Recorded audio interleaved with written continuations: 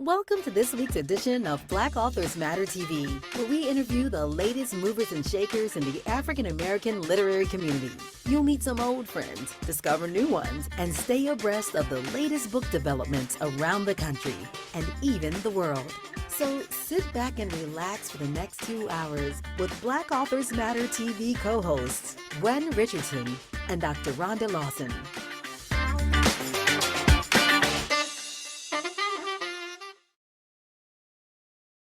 Hello and welcome to another edition of Black Authors Matter TV. It's November 29th.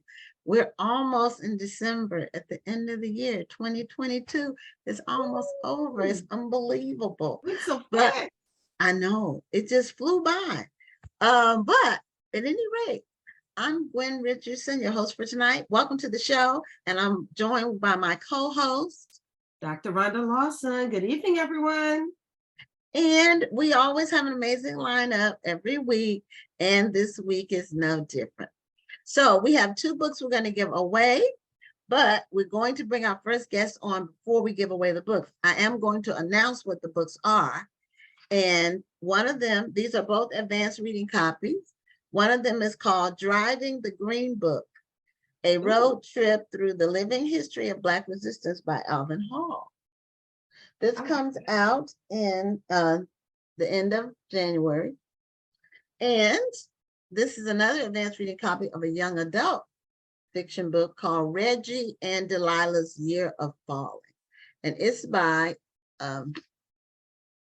It's a very shiny, author Elise Bryant. And it's kind of thick. shiny. So, yeah.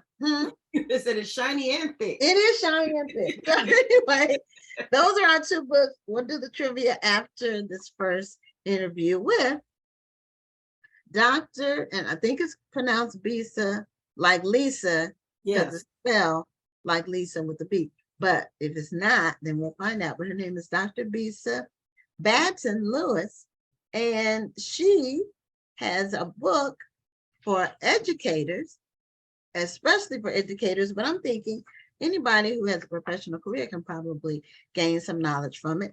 And it's called The Paid Educator, 10 Professional Ways to Supplement Your Teaching Salary. So, I might have to buy that for my daughter. yeah, or anybody wants to supplement their salary, period, can probably use some of the tips. So, welcome, Dr. Bisa. Is it pronounced Bisa? Correct. Yes. Okay, like Lisa. Hi, Rhonda. That's what I thought. Hello. Welcome to Black Authors Matter TV. Thank you. Well, Bisa, I've got to say, I'm going to always remember your name. I went to school with a girl named Bisa, and I never thought I would meet another Bisa. So I was very happy when I saw your name come up. Thank you. When Oh, Twitter you- came out, I'm seeing them everywhere now. Different languages, different meanings, but I'm loving seeing You the know, name. that's interesting. Yeah, with Google and all the social media, we find people with our same names. I haven't found anybody yet with my name, first and last. Yet not yet, but there may be someone around the world that has it. So, Dr. Bisa, give us a little bit of information about your background, and then let's talk about your book, The Paid Educator. And you have paid in capital letters. So that means you have emphasis on that. Yes, it is an acronym, so I'm excited. Oh, okay. Okay. Yes. All right. So tell us a little bit about your background. So I started out as a paraprofessional in a first grade classroom when I was in college. And when I finished college, I became a first grade teacher. So I taught first grade, and then I jumped all the way up to the college level and started teaching early childhood education as an instructor at my alma mater, Albany State University. Go Golden Rams, HBCU. Well, how long did you teach on the elementary level before you decided to go to college? 6 years. So I was in the elementary schools for 6 years. And once I started teaching at the college level, an amazing thing happened to me. My dean placed me in charge of our child development centers. We had 2 child development centers off campus.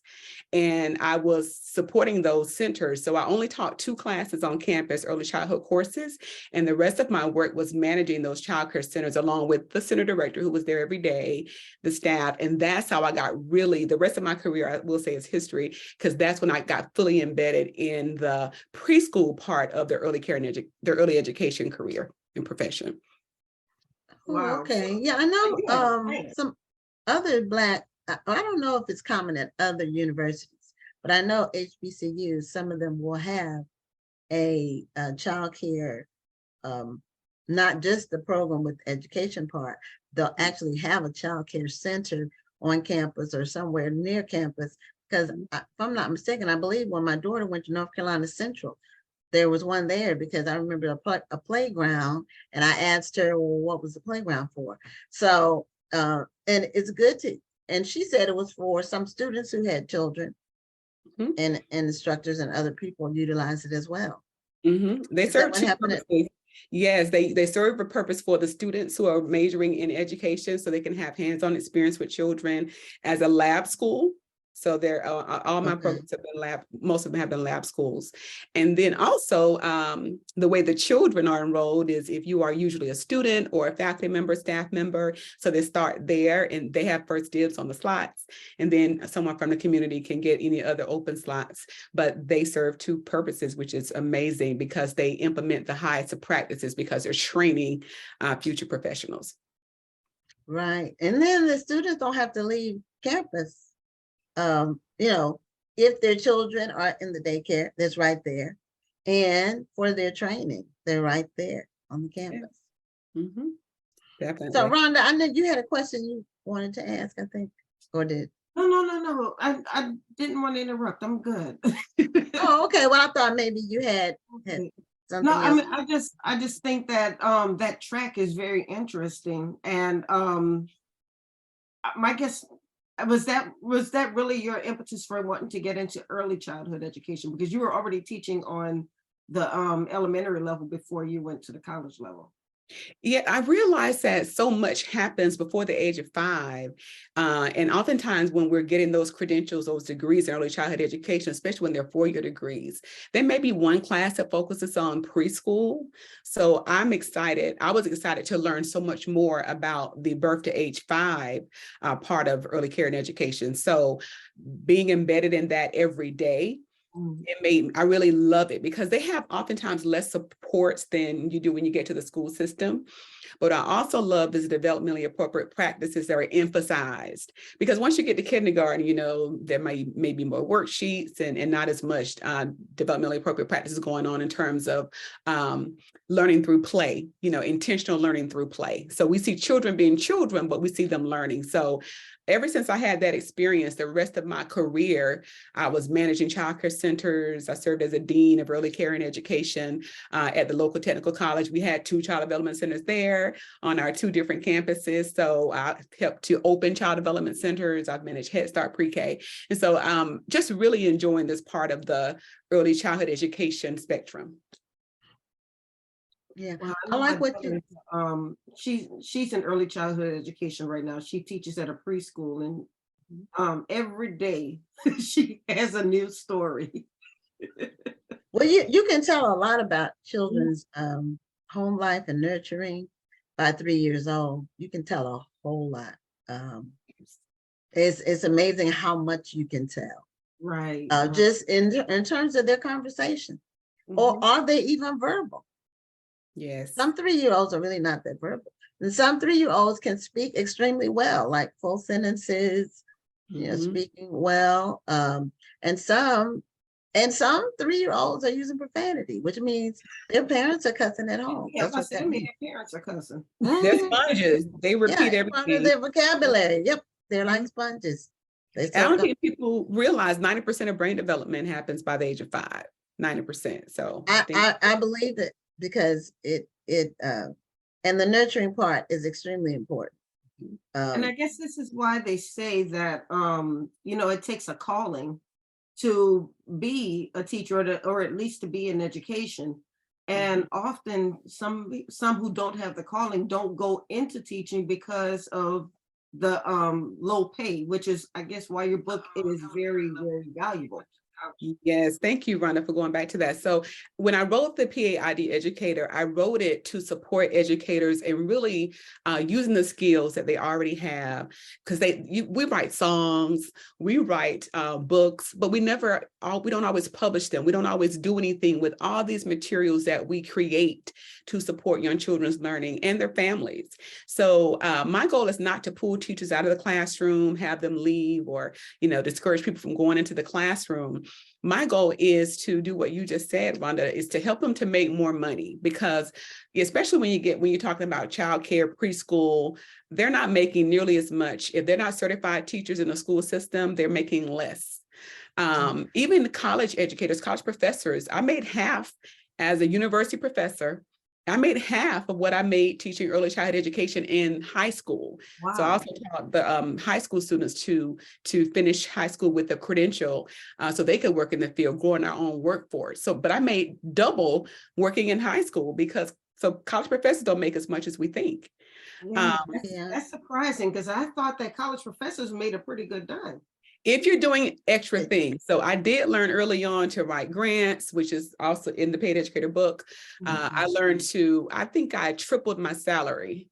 I believe I was actually kind of called in for it, not in a bad way, but like, you triple your salary, because I learned that, in the summertime, because it's college faculty, we usually work 10 months, we're paid for 10 months. And we're not paid in the summertime. Unlike in the school system, they will divide your check by 12 and you'll get paid year round, even when school's out. But they don't do that usually at the university level. So a lot of professors will have to teach summer school or do other things to make money in the summer. And I learned that in the summer, we could make, I believe they said a third of our salary.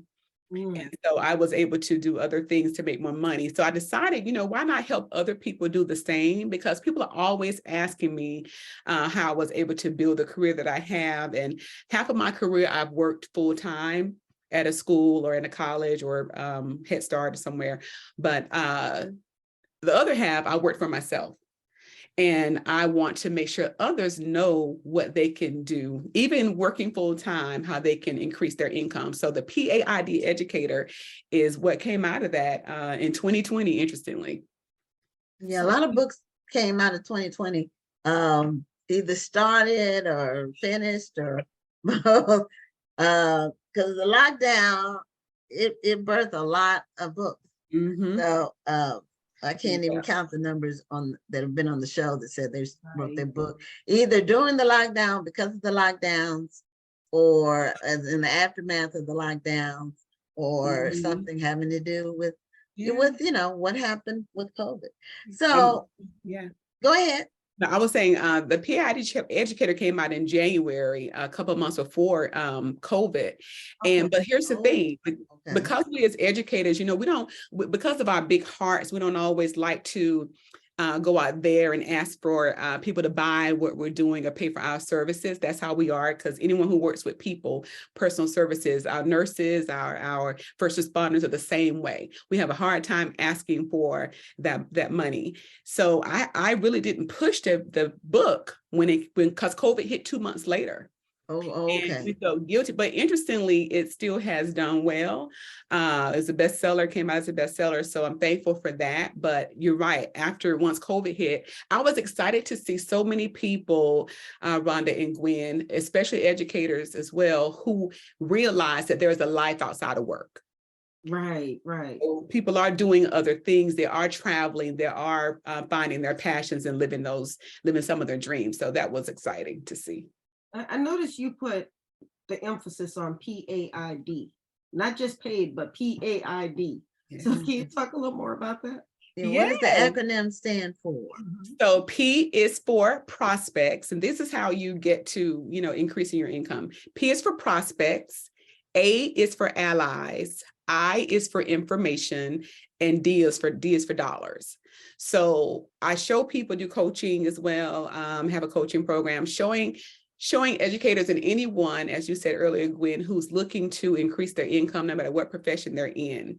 First of all, you need to figure out what are the products and services that you can offer your prospects and who would even pay for those. So figuring that out first. And then A is your allies. You know, we can't do anything without relationships. Relationships matter. It's who you know and who knows you, right? So who can support you? In my career, in the book, I give examples of the people who supported me along the way, and the reason why I was able to do all the things that I did. There was always someone along the way who supported me. Yeah. Information, you need to learn about what you're trying to do. So I would learn about consulting and training and grant writing. I would research. I joined, social media wasn't popular when I got started, but now people have social media. They can get in Facebook groups and LinkedIn groups. There's so many ways that they can gain information and find out how to run the business when it comes to whatever products or service they want to start. And then finally, the D again, you're going to earn the money once you take care of the P, the A, and the I, but you would at least need to know what you can make, because there was a point in my career I wasn't sure. I really didn't know how much I could make until I did the research and made the connections. Do you find that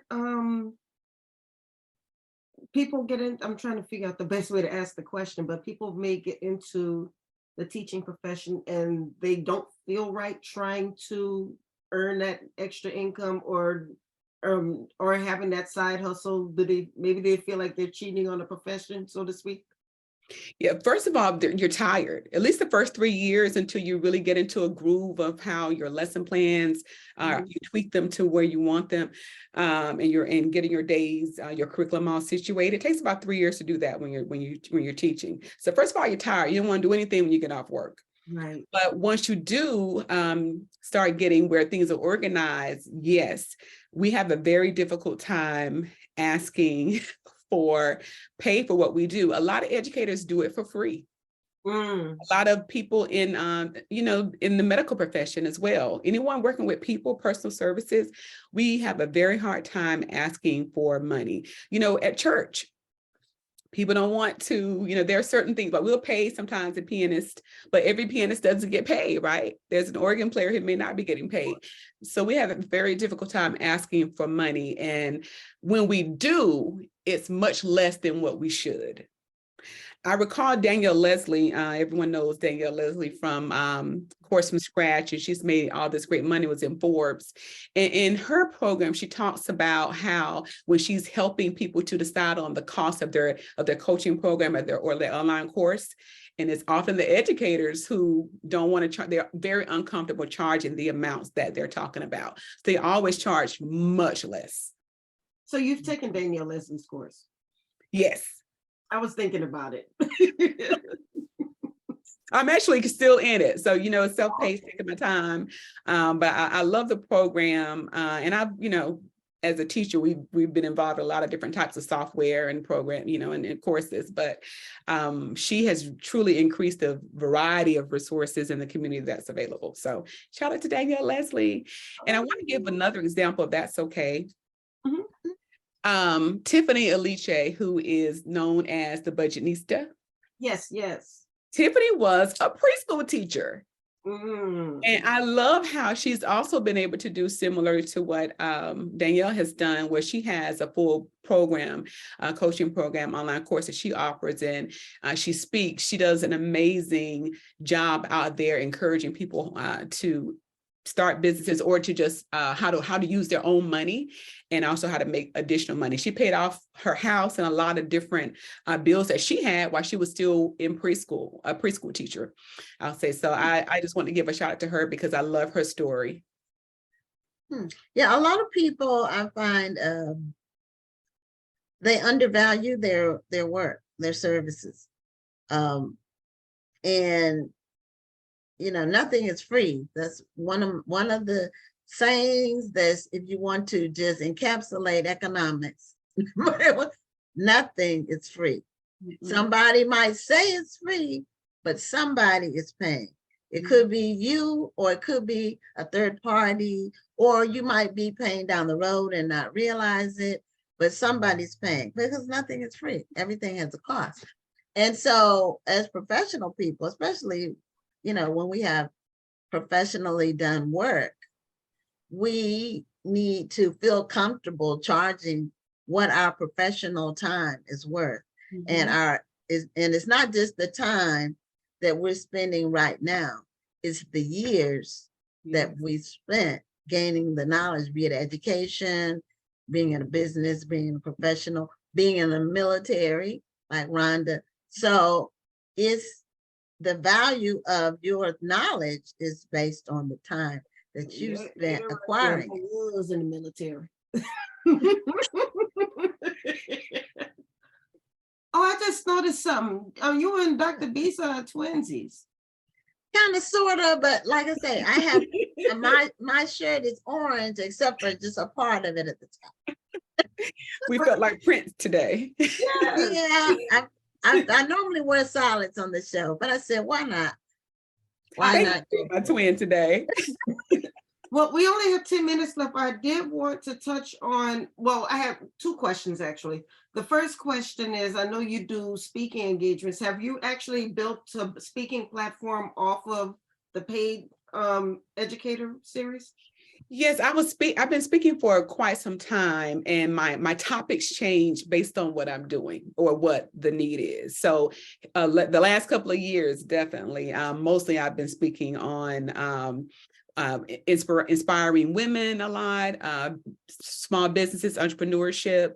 I even support college students, and I do that with I have a foundation, Dr. Bisa Foundation. So sometimes when people are looking at inspiring college students, speaking on college campuses, doing that as well. For a long time, I was primarily speaking about curriculum and with early educators and with parents on how to appropriately work with their children and engage with them because I have a curriculum.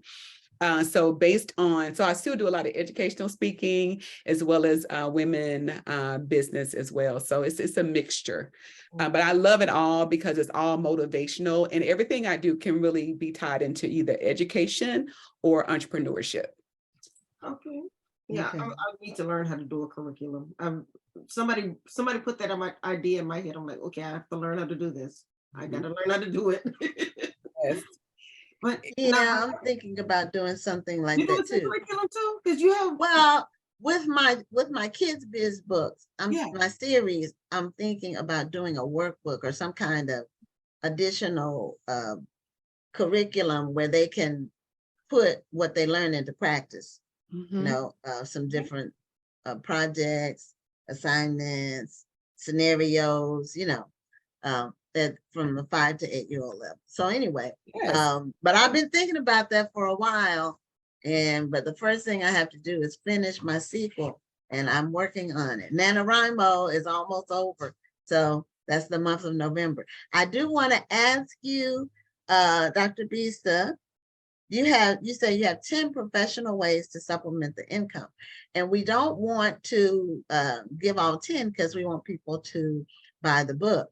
But do you have a copy of the book with you that you can show us the cover of it? I do, right behind me here. Okay. So, and it has a companion journal as well. Okay. So this okay, the PIID. Okay. uh-huh. Is that a hardcover? This is a hardcover. This comes in hardcover and paperback. Okay. Yes. Okay. And I wrote it where I wanted to be very practical, because I've seen some other business books out there, and educators, we just don't have time for that. So I wanted to be basically give examples. So in these 10 different ways, I talk about, I even almost give them a whole grant in here that they can tweak. But so I mentioned grant writing. I talked about speaking and products in here, different products I have. I have a children's music CD. I have a curriculum for birth to 5-year-olds that's used around the country. And I basically give them those examples and how I did what. I talk about how much I charged when I first started out doing consulting and training. So it's really me, as if we're sitting in the break room or the teacher's lounge. I'm sitting down chapter by chapter telling them, look what I did. You can do the same thing, whatever your particular craft is. Okay. That's pretty awesome. And I see some other books behind you as well. And I know you have children's books as well. Yes. So did you start, well, let's look at the children's books first. Yeah. So this is how flowers get their colors. Pretty. Okay. And Colorful. so I wrote this back honestly in 2004, and I went through a publisher, traditional publisher, but you know how you don't have that input that you want on the illustrations. So I relaunched this in April. Mhm. And this Okay. time I was able to find my own illustrator and, get Okay. it where I wanted it. And it also has an activity book and guide to teach the different skills and different areas of development, math, science, all of that. And then I have the curriculum. So Wings has 5 books. It has at top, you have the program guide. It's full color, showing them how to implement the whole curriculum, giving them examples. It has the theory, the foundation in it. There's a book of forms with it as well that shows them, they can copy those in the copy old-fashioned way, but we also have My Wings Online where they can download all the forms and type in them. Okay. So I automated the Adobe. products. Yes. Mhm. And so then those 3 books are the lesson plan guides, infants, toddlers, and preschoolers. But again, they can have it all electronically as well with the My Wings Online subscription. Okay. And how's the response been from educators that you've approached about your ideas and just your methods? They're constantly asking when the next coaching program starts, which is January.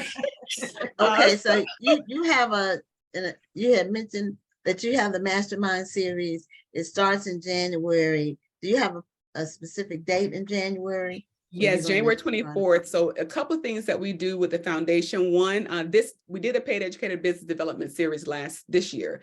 So I partnered with some amazing ladies. We're doing the paid educator mastermind forum starting in January. We're doing intellectual property. We're doing finances. It's just a lot more loving what we're doing for 2023. So in addition to those workshops, and those are free because we are working with the CDFI where they can help to offer funding also to help people start their businesses. Okay. The other thing that I do is the actual coaching program where people have me just like this. We're on Zoom and I support them in doing the PAID. And when we're done, the goal is for them to have their business idea, have their social media set up, have all the resources that they need to get rolling on their own business or improve the one that they have. Because people don't always teach you how to run a business once you start it. So that's a program where it's a 4-week program. So those are 2 separate things. So January 24th and February 7th, we'll be doing our paid educator mastermind forum. And then the coaching program will start in January as well. So that'll be launching soon. So go to my website, drbisa.com, and sign up for my newsletter so you guys can get the announcement. Well, we did put both of your websites in the chat, the Dr. Bisa Foundation as well as drbisa.com. Now, a question about your masterminds and your courses that are coming up.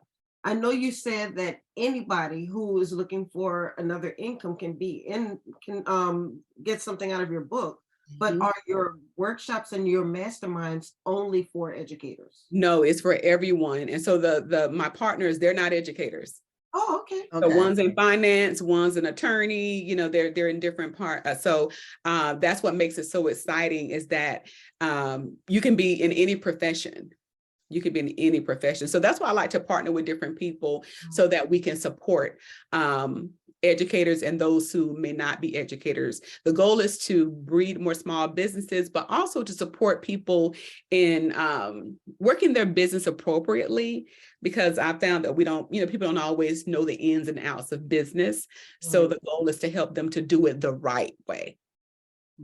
Well, we're at the end of our time, but I do want to, what you referred to about running a business the right way, I tell people in these days and times, if you actually answer your business phone, you have a leg up, because it's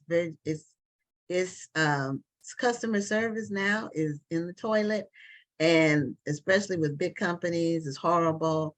You can't, it's terrible. Then you wait forever, and then when you get someone finally on the phone, you can't understand them and they can't understand you. So, because they're not in the United States, they're somewhere else, and it's a culture clash, and it's just, ooh. Anyway, if this is the tip with Dr. Bisa on the show, if you answer your phone, you have a leg up. So anyway, I love it. That's awesome. Yes, great. And so true.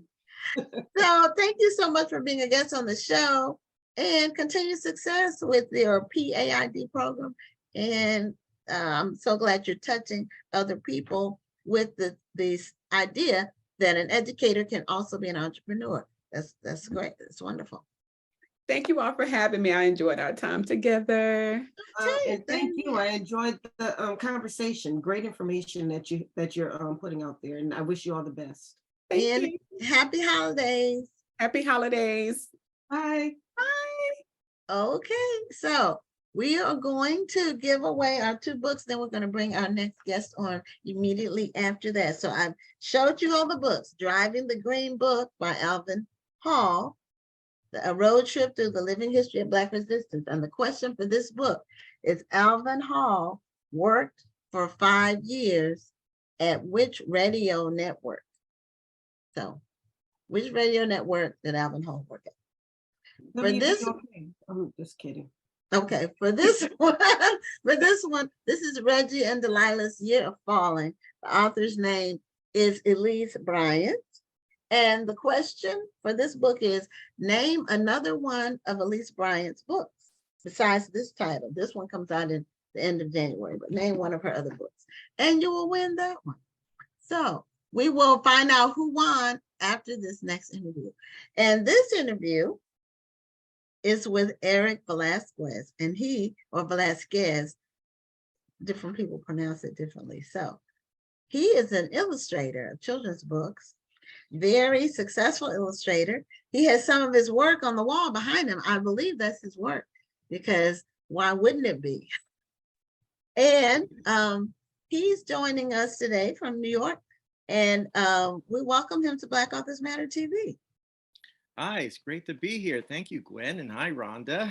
Hello, it's great having you here. It's good to be here. Wow. So you have a new book that you illustrated, and it's written by the author is Tanya Bolden. Yes. And that one's called Going Places. It's about the Green Book. So we had a book that we gave away that was also about the Green Book, but it's I saw that, for yes. adults. Yeah. So that topic is it's amazing how topics from the past will not really be talked about much, and then for years, and then people become aware of them, and then they get talked about more. Right. You know, sort of like the movie The Green Book, you know. And so that opened the door for a lot of people who didn't know about the Green Book from all cultures. True. Who didn't know about the concept. But still not many people, even with the film, knew anything about Victor Hugo Green, the man who created the Green Book, and which is what our book kind of focuses on, and the reasons why Victor Hugo Green created the Green Book in the first place. So I think it's important that we understand, these things. Right. Now, do you have a cup? Oh, you just showed the cup. You just showed the book. Can you show it again? Yeah. It's called Going Places. And I'm assuming, did you do all of the illustrations? Yes, I did. They are very beautifully You wrote done. it and illustrated it. What was the question? You wrote it and illustrated it? No, the great Tanya Bolden wrote the book. Oh, yeah, Tanya Bolden wrote the book. Normally, the illustrator and the author for children's books is not the same. Well, that's why I was surprised. I was like, oh, you wrote it and illustrated it. Yeah, that's very unusual, especially for a book published by one of the big publishing houses. It's always a different illustrator. I don't know if I've ever seen, but some people who self-publish are illustrators, and they will write and illustrate their books. However, I do have books that I've you've written, wrote and illustrated, like this one right here, Octopus Stew. Okay, now what is Octopus Stew about? Well, it's based on a true story. The day that my grandmother decided to cook octopus stew, even though it was my father's recipe, and the octopus grew to enormous proportions and actually menaced and terrorized us until the boy in the story rescues his grandma from the octopus, and then they wound up having a really good time afterwards. Oh, So see, the octopus takes a hold of grandma. Oh boy, it's very That's like beautiful children's illustrated. horror stories. Yeah, I'm saying it's But beautifully it's illustrated, but with a it's kind comical, of with a comical realistic. kind of like twist to it. Yeah, too real for kids. They might have nightmares. Well, with the stuff that's out there for kids, I think this is pretty mild Yeah, I compared think to this is that. harmless. You're So right what- about It's a that. way of balancing, Right. the historical nonfiction stuff that I do.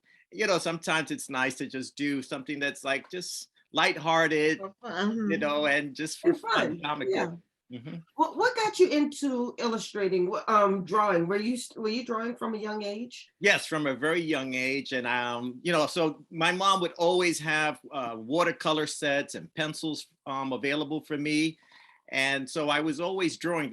I don't even remember a time when I wasn't drawing.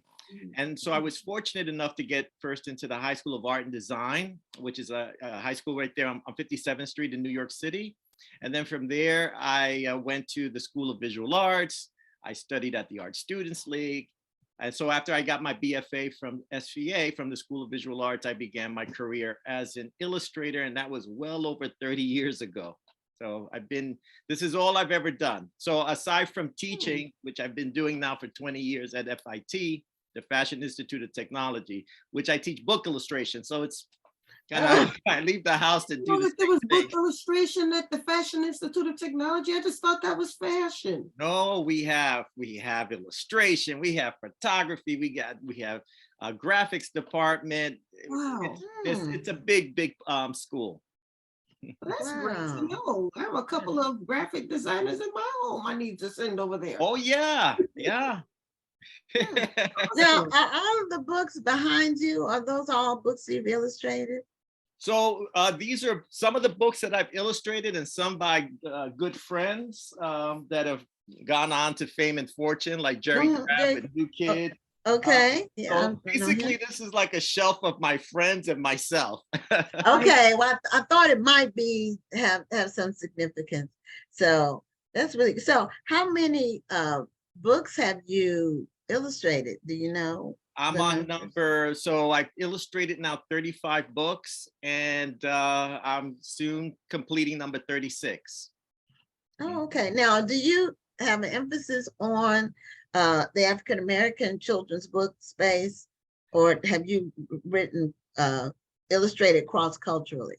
I guess you can say cross-culturally, but for the most part, and I'm talking about the vast majority, let's say 90% of my stuff is historical nonfiction of, African American based stories. Absolutely. I'm very proud of that as well. Because for a long time, the illustrations of us in books were not, they were not specific to our hue or our features.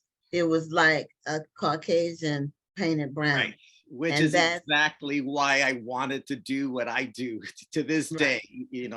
From childhood, that was pretty much the leading inspiration behind wanting to create images of people that look like me, so like us. It's kind of sad though, because even now there are children's book authors whose projects are either put on hold, or they have I'm not going to say subpar illustrations, but illustrations that they didn't want, because it's so hard to find an illustrator who will make a Black or a brown child look like a real Black or a brown child and not make them cartoonish.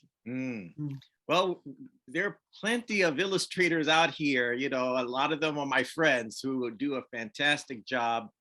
It's true that, what you're saying, but there are quite a few of us out here, and we're doing the work, so. And I'm happy you are. I just wish that we could maybe bring the worlds together, because we have so many children's book authors who come on this show and discuss how hard it is to find a good illustrator for their stories.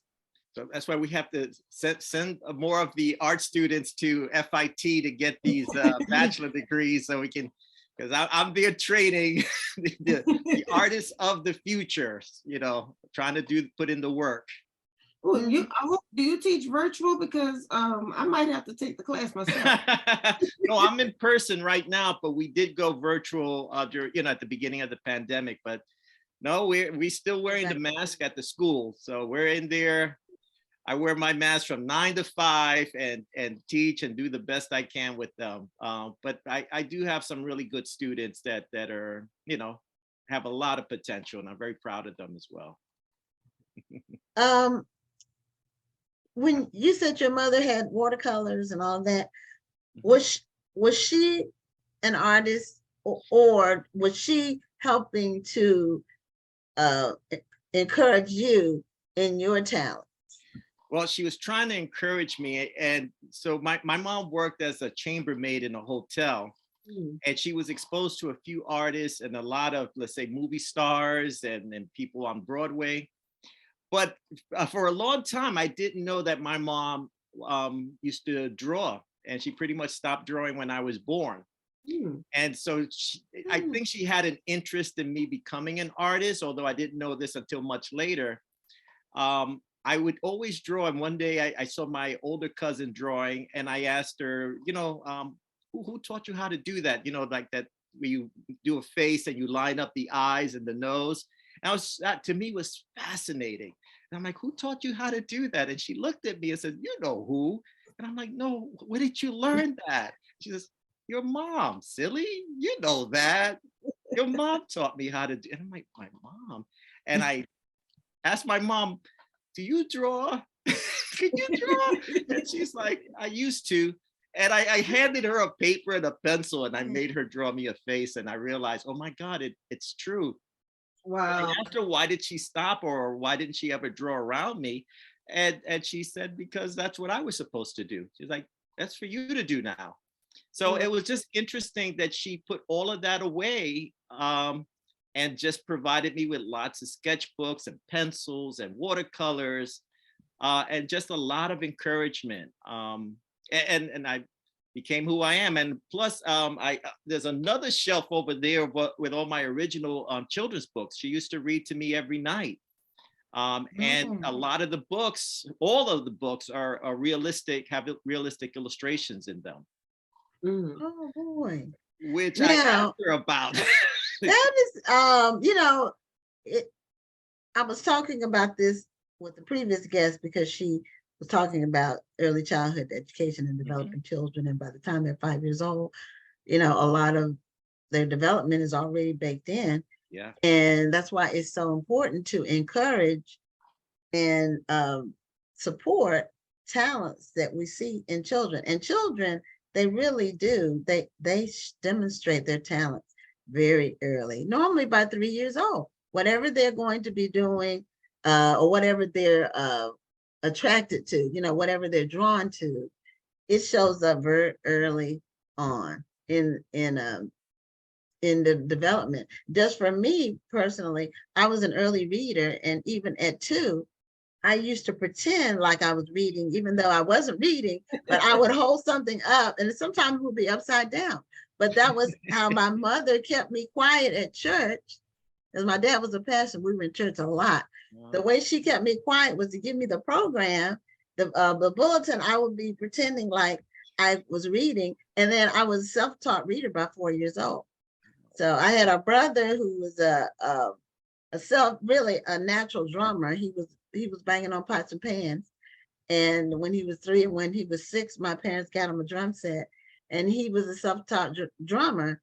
He took music in high school just so he could learn how to read music, but he could play anything on the drums from an early age. So it's amazing how we are all individual people with individual talents. But the light trained, but also trained by the people around us. Yes. And that's what I was going to ask is, when you took that, you had that conversation with your mom and she gave you the tools, and then you just took it and ran with it. What was her response to that, or how did she react to that? Like it was part of a master plan, to be honest with you. Like everything was kind of falling into place for her. And even with my dad, he so some nights she, let's say, came in late, and she would hand him the children's book and say, it's your turn to read to him. Go ahead.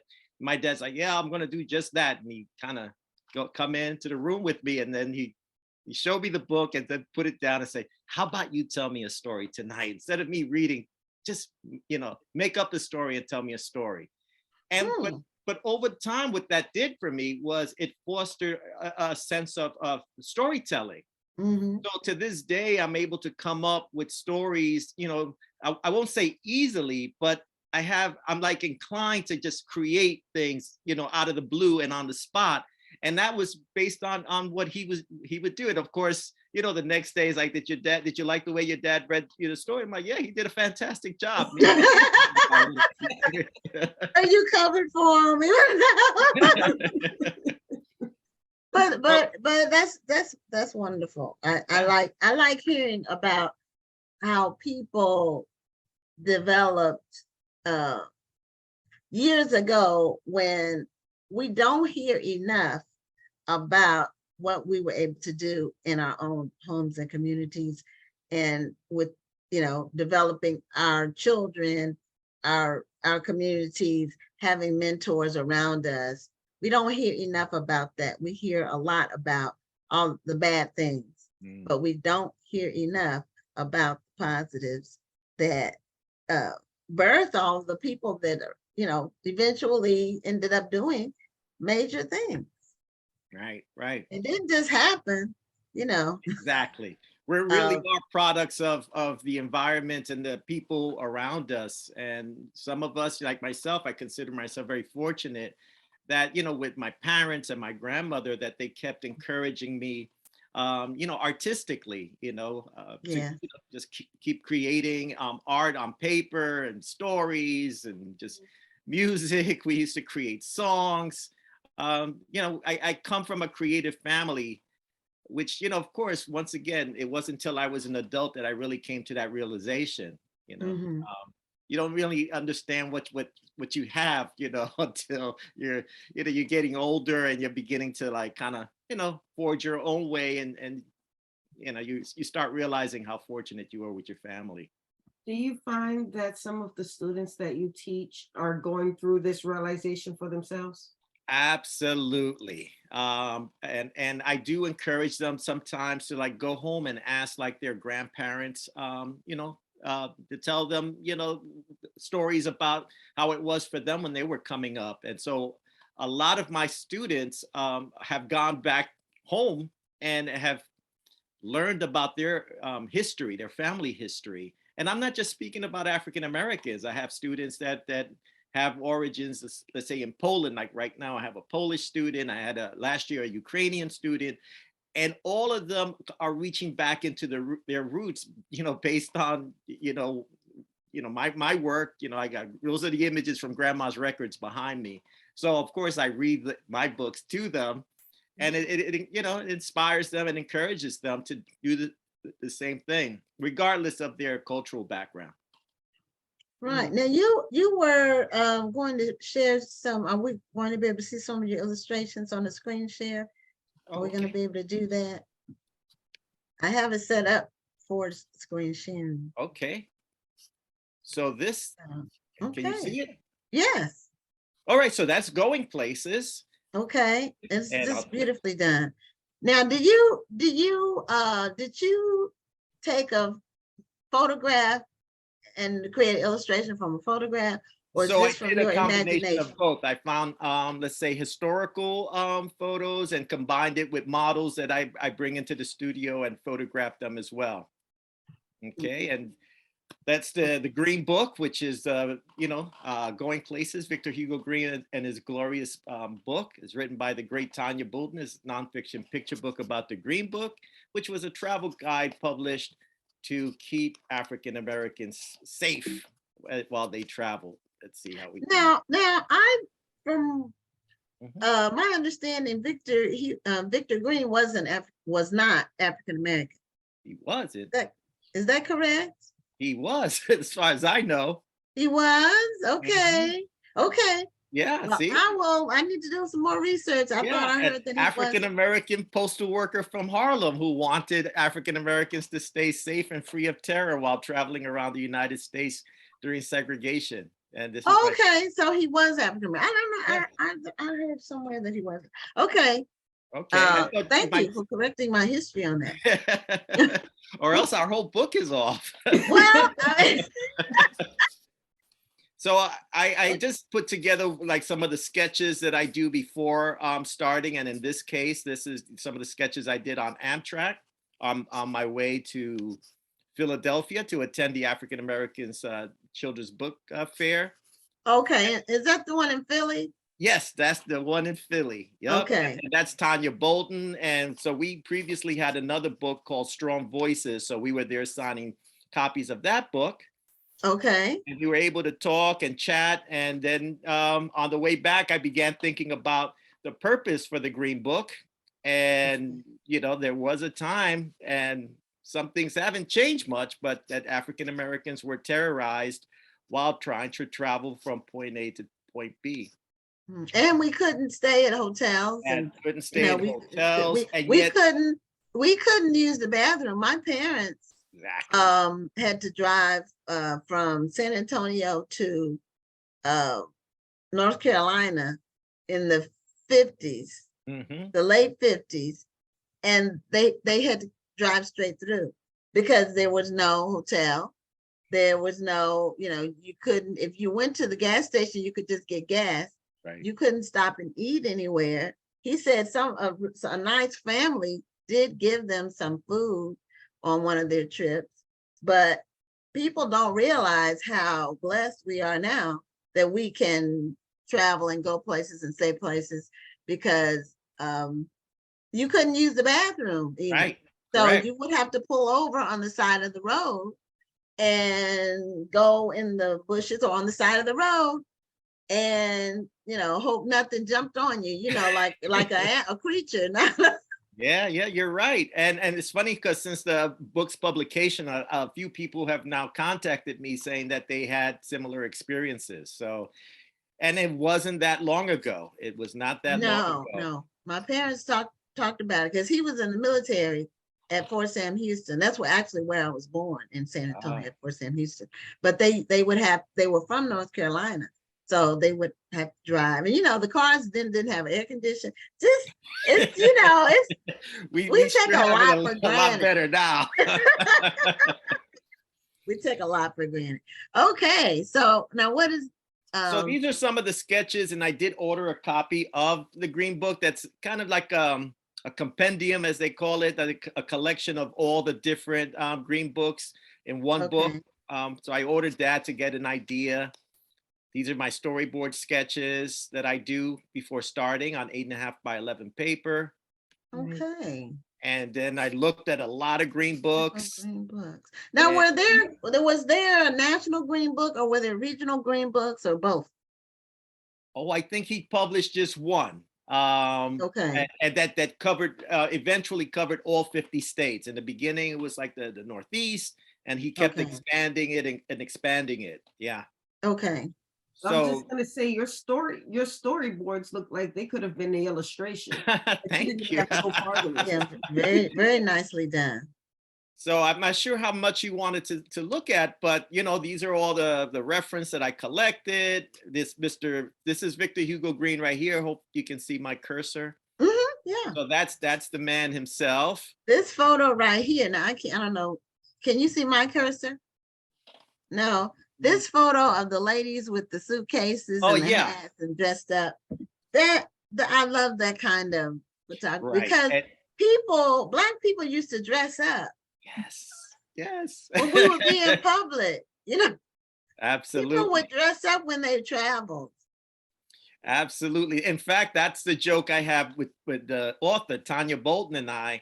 It's the reason why she wrote the book for me, in that we once had a whole conversation about that very same thing, dressing up for travel, because she felt that I was overdressed while traveling to Washington, D.C. for a conference because I had a sports jacket on. And here we are, like 15 years later, she writes this piece just for me because she said that I would appreciate this particular story more than anybody. So Yeah. these are the sketches and how they came about quickly. I contacted one of my former students that to become my first remote model. I sent him the sketches and he set these up with his sister and his mom as the photographer. Oh, And then they sent me the photos and I was able to then create the sketch. oh, okay. Wow. And I drew out all of the postcards that you see in the book Mm-hmm. to create like these images here. So that's the initial storyboard sketch. But once I knew I had to paint the postcards, a lot of possibilities opened up. And so that's the image there. Oh, Okay, beautiful. Beautiful work. And these are some of the other images that are a combination of my painting and then actual collages of the ads from the Green Book itself. So let me just stop the screen share. Mhm. Okay. That's beautiful work, and it really puts it in context. It does. It's Well, that's the purpose of the book. Yes, to show that people not only traveled for vacation, but sometimes they also travel to visit like a family member that might be in the hospital or, for a funeral. So these were, more essential travel, for family. So it's easy to believe that African Americans were just traveling for pleasure, but we travel for many different reasons. And the idea that you're trying to get to a funeral and then suddenly you're stopped, you're harassed, you're terrorized, it really kind of puts a different spin on the story and the idea behind travel. So before then, I only thought that the Green Book was for vacationing purposes. That's why I say that. okay. But it was for travel, period. Yeah, So, yeah, it's a lot. that was really, really an education, because I didn't know the process that artists go through. I can't draw anything. I can draw stick figures, that's it. I can write We all words, have though. talent. Yeah, I can write some words. And I know what looks good. That's the thing. I can, and now, we only have like 2 minutes left. But in your process of creating the illustration for publication, what is that called? Like, what is it? The graphics? Is it airbrushing? What? Oh no, so I paint using oil paint on paper. I use watercolor paper to do my paintings. Okay. And so it's oil on paper. So that's the process that I use. And I have actually, if you will allow me, let's see if I can do this quickly.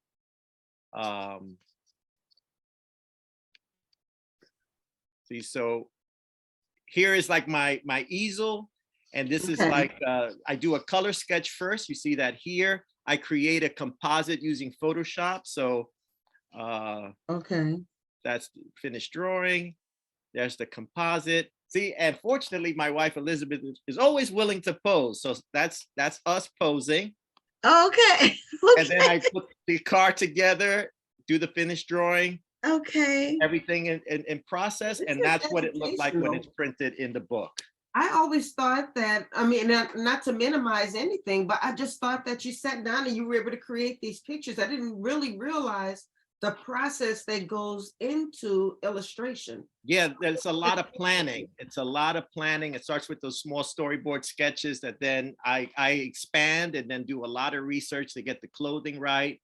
But I always tell my students that if I ever was planning a bank heist, that I would just employ other illustrators because we're very methodical in our thinking. Step 1, step 2, step 3.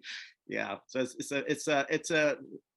it's an involved process, but it's one that I love, and I love the idea of having these stories reach out and educate the young people about our history and our struggles. And hopefully all the beautiful things that are yet to come for all of us. Well, this was an amazing journey, and just being able to educational too. And God bless you for your talents and your ability to use them in such a way that it will touch people for decades into the future, and that you're able to make a living doing it. You know, a lot of times people have talents, but they're not able to make a living. And Right. so you've been able to do that. That's really wonderful. Thank you so much for being a Thank guest you. on Black Authors Matter TV. And don't forget, the book is called Going Places, and it's by Tanya Bolden, illustrated by Eric Velasquez. Thank you so much. Thank you, Gwen. Thank you, Rhonda. Thank you. God bless both of you. Thank you. The same to you. Thank All you. right. Happy holidays. Happy holidays to you. Thanks. Okay, we're going to bring on our next guest as soon as we find out who won the books. Do we know, Rhonda? Well, Gwen won one. Okay, which one? What was the answer? Happily Ever Afters. Okay, so that's Gwen Hayes. Mm-hmm. And the other winner was? We don't have another winner. You don't have another winner. Okay, well, if you all want to try again, we'll revisit it after this next interview, Driving the Green Book by Alvin Hall. The I will question is, repost the question. So yeah, people have to search. repost the question. So we have as our next guest, Tara Stringfellow. She's a best-selling novelist, and her most recent book has done extremely well. It's called Memphis, and I think we gave away a copy of it on one of our shows this summer. I think one of our previous shows we had a copy of the book that we gave away, and so we welcome Tara Stringfellow. Now, do we have a little more lighting, Tara? Because we can't really see you. Oh, give me a second. I'll look. Okay. But it's actually Tara. My name Oh, is. Tara. Okay, Tara. Thank He's you. Okay. the Black way. We all- Okay. I would have been upset with you if you let us go this entire interview calling you the wrong thing. no, I do not want that. Give me a moment for the lighting. Give me one moment. Okay. So she said Tara, right? Yeah, Tara. The Tara is from an old movie. And when I see it, that's what the pronunciation that I think of. Right. But I don't know that many Taras. We have Tara, Then we have Tyra. Yeah, Tyra. Mhm. But this is So- Tara Tara, not Tara. and not Tyra.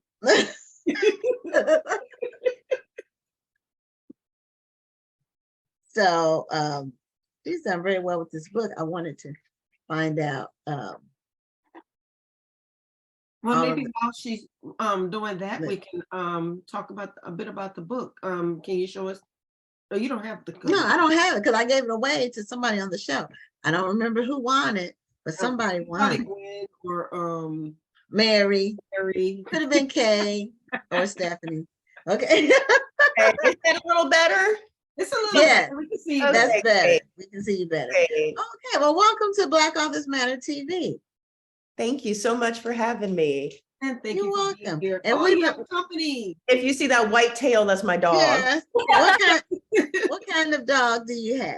I have a beautiful here he is, a beautiful Walker Hound. Hey, baby boy. Oh, he's gonna lay down there. He's gonna lay there while I do this interview. He's gonna keep you company.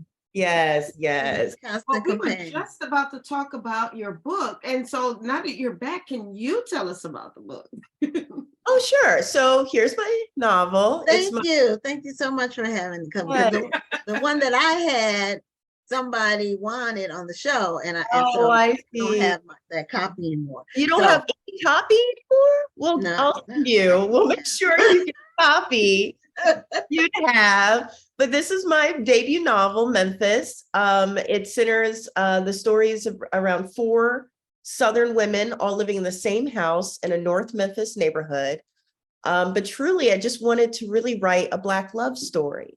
I hadn't read or really seen a Black love story in I don't know how long. And so I really wanted to write an ode to my city, to the Black women living in North Memphis, and all of Memphis, actually, but I'm from North Memphis, so the book is mostly set there. but I just wanted to give back, really. So Memphis is my way of giving back to Black women in this country who have done nothing but make it great. Well, it's done very well. You'll have to tell the audience some of the best-selling lists that it graced. I don't know. Give us a couple. I think Amazon voted it best book of the year for this year. Huck, leave that alone. I'm sorry, my dog. Huck, leave it. Good boy. Lord Jesus. That's okay. We will get to this interview. It was voted for best book of the year, Amazon. I think Goodreads nominated it for best debut novel, best historical novel. Okay. You know, I was shortlisted for the Waterstones Prize, and yeah, it's been incredible. The reception of this novel has been amazing. Yeah, it came out in like April or May in there somewhere. Last April. Okay, yeah. So, and the cover design is beautiful. Isn't this gorgeous? They're very gorgeous color. Just Sabrina Khadija is an artist, and she did this cover. I made damn sure that all of my covers were done by Black female artists. Wonderful. okay. So I love this one. I also have another cover that I can show you real quick. Okay. This is my cover for the UK. Oh boy. Okay. And Yeah, that's interesting. Someone else had shown, it was on Facebook, it wasn't on the show, but how the covers change when they do it in a different country. yeah, so I got to choose a favorite artist of mine to do the British cover, and Reina Noriega out of Miami did this cover. And I have her pieces all over my home. She's one of my favorite artists. So I'm so grateful and thrilled, mainly because my protagonist in the story herself wants to be a famous, well-known Black visual artist. So to have these very well-known Black female artists do the covers, it was a full circle moment. And I was just so grateful for this artist. About your work that they want to be a part of it. I mean, I was just so grateful, right? And that I got the most beautiful covers in the world. You know, my home here in Memphis, I have a yellow door. This looks like my front porch. Okay.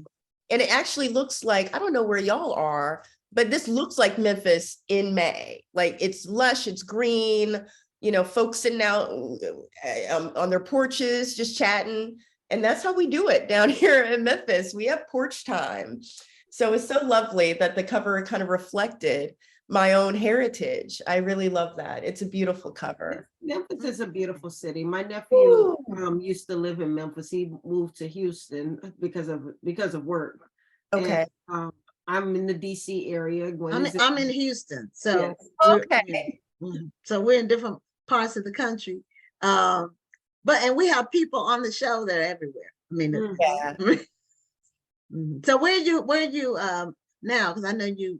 I'm in Memphis. I live in Memphis. You're in Memphis. Okay, because I know you were moving, so I didn't know if you moved somewhere you else. also said that Memphis is your home, but were you born in Memphis as well? Well, so here's the story. So I know, and I found this out the day my book comes out. I'm at my party and we have a dinner afterwards. My agent is there, my editor, all these very important people, and my parents are there. And my dad, he kind of does like this and he does a speech and he says, he points over there. He's like, that bathroom, we had you in there. So we were at the same restaurant my parents went to Valentine's Day 37 years ago, and they got a little freaky in the bathroom and made me. So I was made in this. I was made if anybody from Memphis is on listening, it's the Porch and Parlor restaurant. That's where I was made. Porch and Parlor. Porch and Parlor. I was made there. That's where it all. And I had no idea. I booked this restaurant for a party, and I had no idea that was the restaurant like my parents used to go to for their date. So my mom moved away from Memphis with my dad when she was 8 months pregnant with me. Okay. And they had me in Kansas City because that's where he was stationed. My daddy's a Marine. And Okay. so that's the only reason I wasn't born in the city of Memphis. But I like to tell Okay. people, I'm Memphis made. I'm Memphis. I Well, wasn't, you are Memphis made. I mean, but I'm Memphis made. I was All the way. all all the the way. way. All the way. But just like Joan, my main character in the story, I moved here full time when I was 10. Okay. Okay. Just So like, now you've lived a lot of different places. yes. You see, your list of places you've lived sounds like Rhonda's. She's lived a lot of places too. Oh, yeah? And she's military. Oh, She's a okay. veteran. Oh, So thank you for your service. yeah. Thank you so much for your service. I thank you so appreciate much it. for your support. No, I appreciate it. No, I've moved around. I grew up the first, I would say 6, 7 years of my life. We were in Okinawa, Japan. Okay. I moved to Memphis when my parents divorced when I was 10.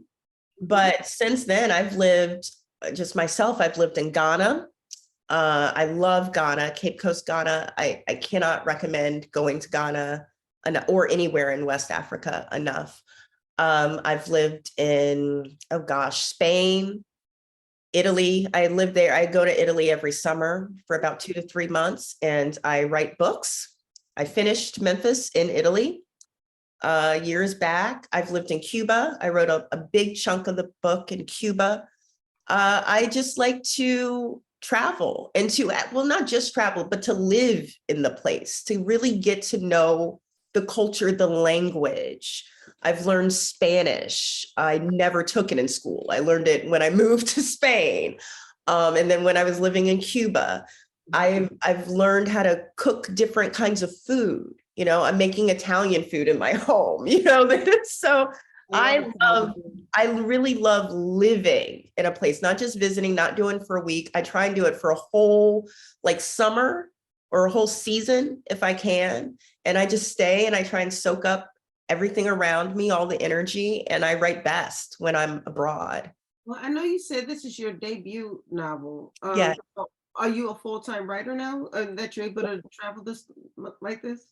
Oh, yeah. Well, I had done that traveling before the book deal. With my little pennies saved up. I was a high school teacher, English teacher, 10th grade. And so I wouldn't go nowhere the whole year. And I'd save up my little pennies. And go for the summer. And then and summer's off and I go to Cuba, you know, I'd go someplace and I would. I think that's the best thing about teachers is you have that summer break. And if you plan it well, like you did, yes, you can go somewhere for a full 2 months. Right. And you're nice and refreshed when you get back. Oh my goodness. Yes.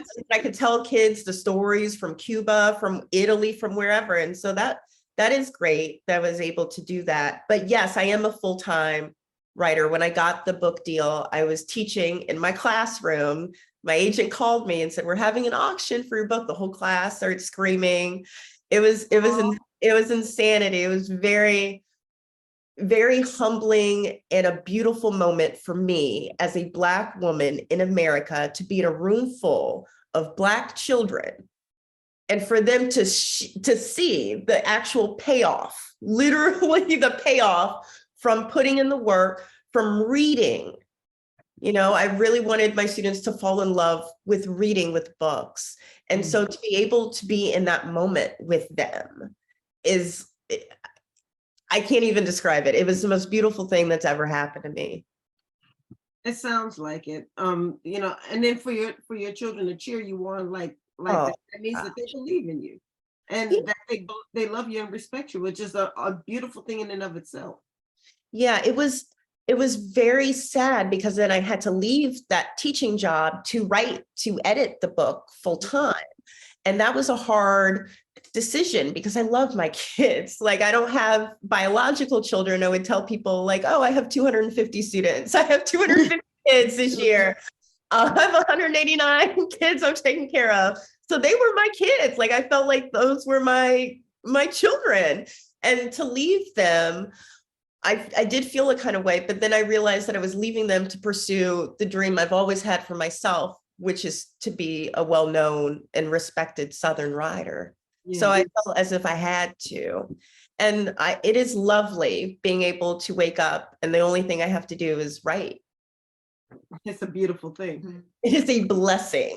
I have done some odd jobs throughout my life to get to this point where I can just wake up and write a poem and that's it. That's all I got to do.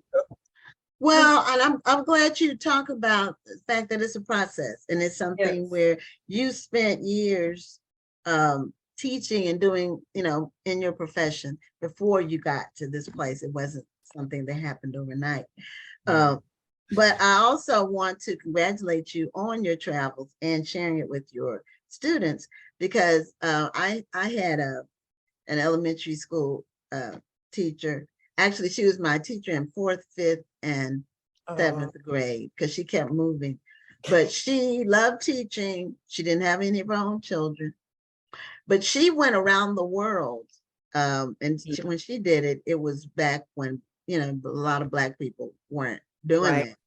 But she went around the world with I think it was the International Reading Association or something. And she's, so when she would come back, she would have slides of all her travels that she shared with our class. And she would, teach us French. She went to France.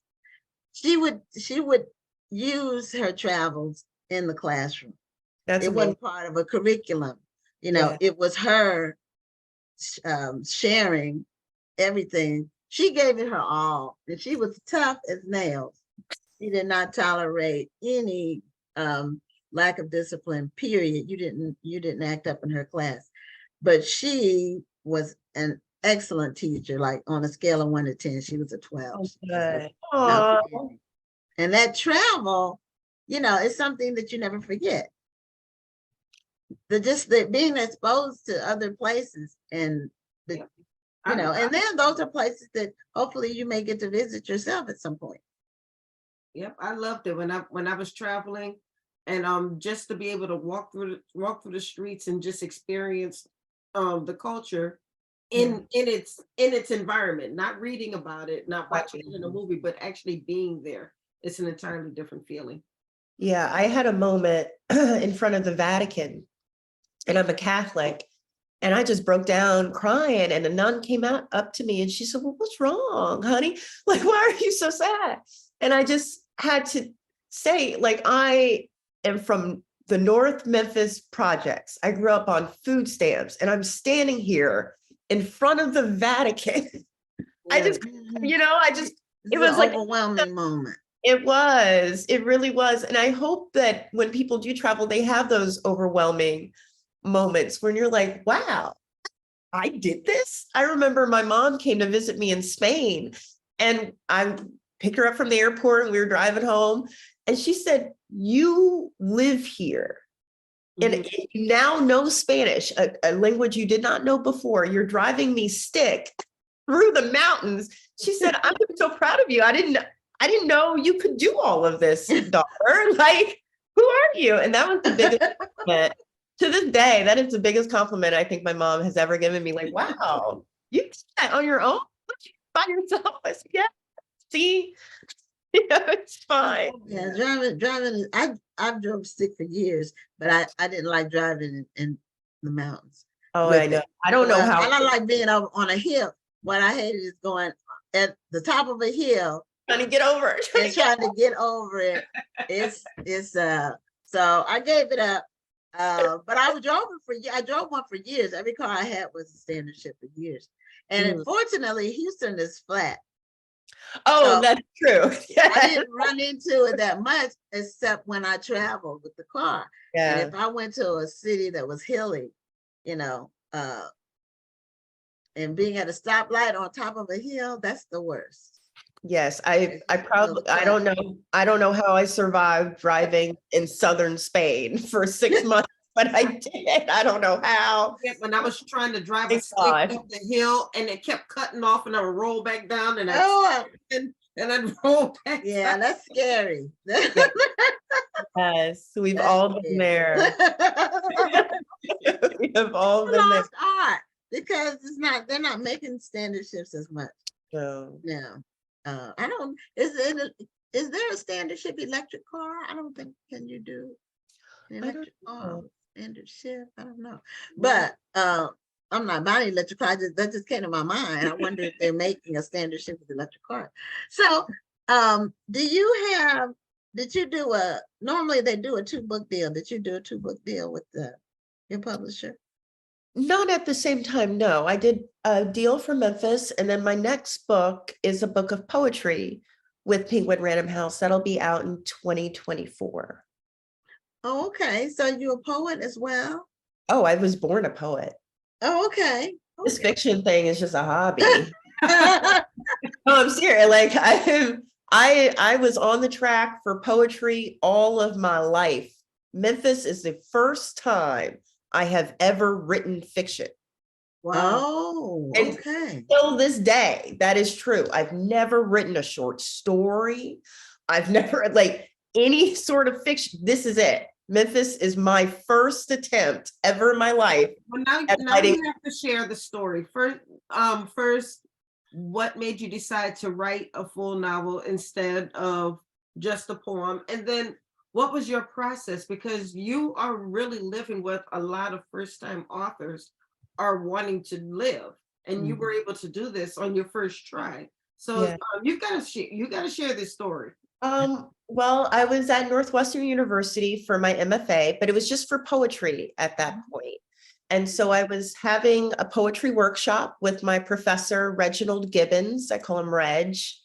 And I wrote a poem, and the whole class was all silent after I had read it. And they didn't hardly say nothing. And then he gathered all the papers. I'll always remember this. And then he pushed them to me like on a long table, like in a classroom. And he pushed them to me.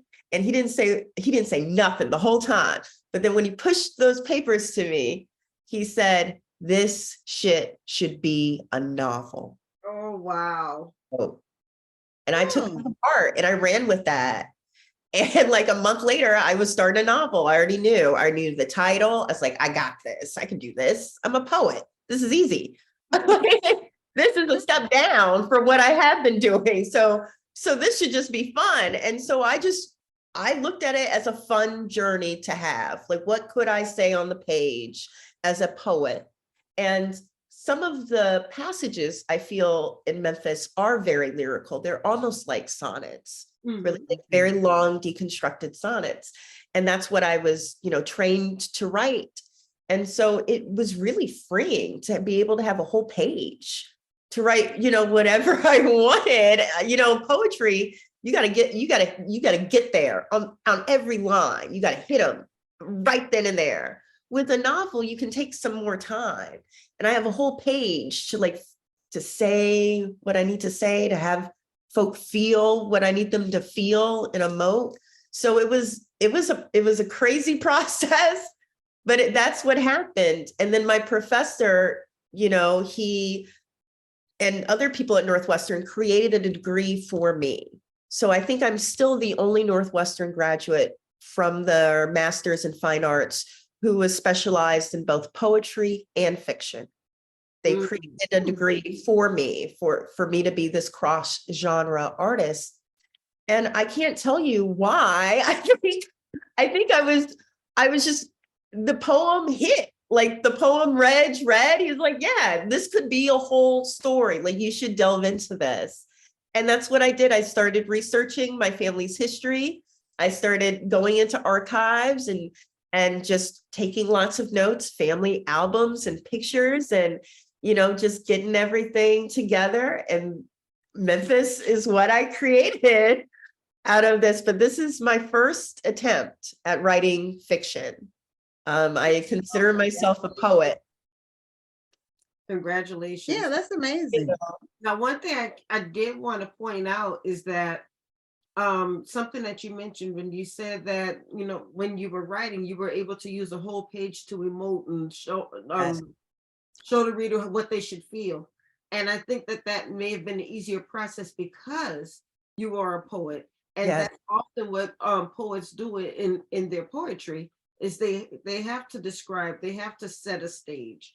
And so I think that piece may have been a little bit easier for you. Do you think? Oh, yes. Correct. Yes. Because again, in poetry, you got to hit them, that first line, sometimes that first word, like the diction and the word choice and placement matters so much.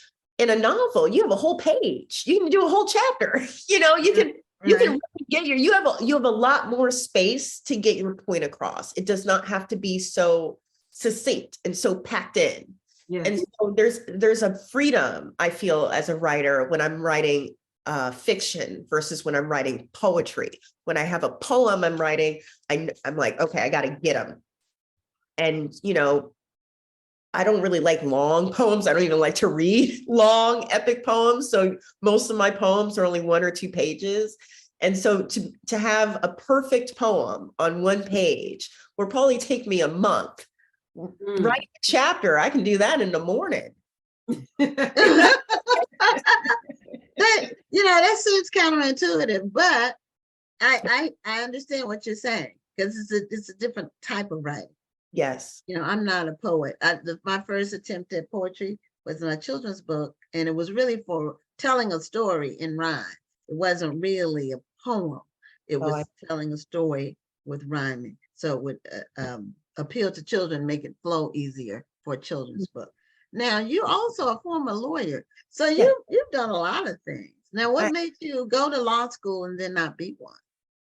Well, I was an attorney. I went to law school. I passed the bar the first time, and I practiced law in Chicago for like 4 or 5 years. Oh, okay. Yes. So I was one.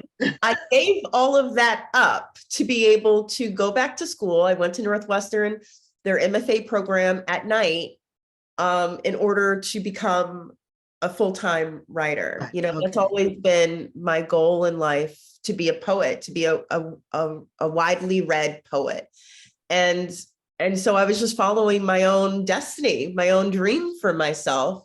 The law, though, and going to law school really taught me intermittently how to write. There's a lot of writing involved with law. Yes, there is. And reading and writing. Yeah, but I can write. The law taught me how to formulate things and analyze them in a way that is logical and structural. And that helps when you're organizing, say, chapters in a book or even poetry. Like, you have to make an argument and you have to bring facts to the argument in order to make your claim. That's all you're doing in writing. You're making claims. And so the law taught me how to formulate my thoughts down in a way and write it beautifully in a way that makes sense to people, to lay people, that is logical, that flows, but it's also very lyrical and beautiful. So the law, I don't, knock my time as a lawyer. And still now, I have lots and lots of contracts. I'm signing contracts like every day, every other day. So I'm able to pull up language from a contract that sometimes my agent even has to go back and say, well, what did they say on that contract? And I already know. I'm like, Samia, it was this and this and this and this. And she's like, how did you know that? And I was like, I can write a contract. So it's very helpful. Okay. In my life. You're able to build on that with what you're doing now. Yes, I think so. It also helps you in your life. Yeah, writing will help me throughout all aspects of my life, but being an attorney specifically helps with public speaking. I'm not afraid to stand up anywhere and say anything to anybody. When you have stood in front of a judge and say, may it please the court, you're good. Like, there is no interview, nothing that was ever going to make me nervous, because I'm used to that sphere. So it gave me a lot. So I have to thank, Chicago Kent Law School for allowing me to come and be a student and graduate and, pass the bar. And it was a lovely experience. It really was. It was very helpful for my writing now. It sounds like it. And the passion that you have with everything that you've been through, you use the same passion to describe your travels, to describe your time as a teacher, to describe your time as an attorney. So you have a passion for life that just kind of emotes throughout this entire interview. Oh, thank you. see it that way. I see it like, wow, I was really poor and hungry. And so I did a lot of jobs. Wouldn't be so poor. I mean, Whatever How it many takes, people don't sometimes have a that's what lot it of takes. jobs so they can make money because they're poor, but they don't have the same passion. They're just doing That's it to make true. money, but you're doing it with a passion, and there's a difference. So receive that, girl. Receive. thank you. I'll take it. I'll take it. Well, we're at the end of our interview time. And we Oh, thank you so much for being a guest on Black Authors Matter TV. And we're so excited about your success and just your sharing your journey from being a little girl that was made in the bathroom at the Porch and the Poet, or whatever that place is called, the Port. this. I'm not telling to the successful Black woman you are today. So that is just really an amazing story and your journey. And thank you for sharing it, and continued success with Memphis and your next book. Thank you so much. Thank y'all both for having me. This has been a delight. I don't want to go. Oh. I gotta go. We'll Yeah, go. we have our last guest waiting in the wings. So Well, thank y'all again. It's been such a pleasure, such a delight this evening. I really appreciate it. thank you so much. All right, And bye keep doing what you're doing, and have a great night. too. Okay. So did anyone win the book? Yes, actually. Okay. It was. Let me see who said BBC. Tony Bonita. Okay, Tony Benita. Okay, well, we will have both books sent to Tony and Gwen Hayes. They'll go out this week, so you'll get them shortly.